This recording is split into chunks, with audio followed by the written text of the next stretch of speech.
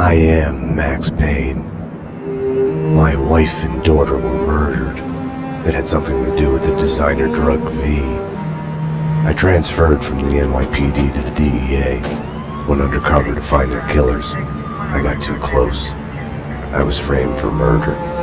With nothing to lose, I went after the Mafia during the worst winter storm in a century.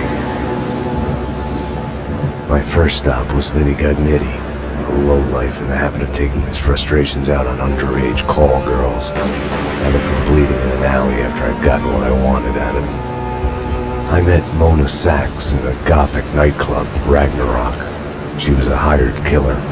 We were after the same man, her sister's sadistic husband. I was drawn to her for all the wrong reasons. I made a deal with Vladimir Lem. The Russian was a smooth operator.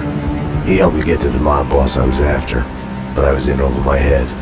The government was involved.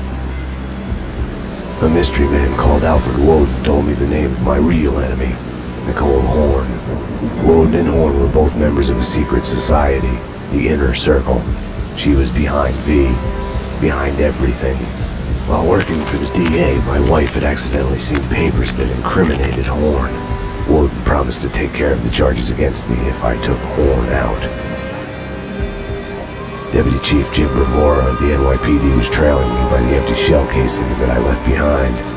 Gunshots made me deaf to the sirens, but they couldn't drown the sobs of my dead wife. Mona sided with me against Horn. She took a bullet for that. Her body disappeared behind closing elevator doors.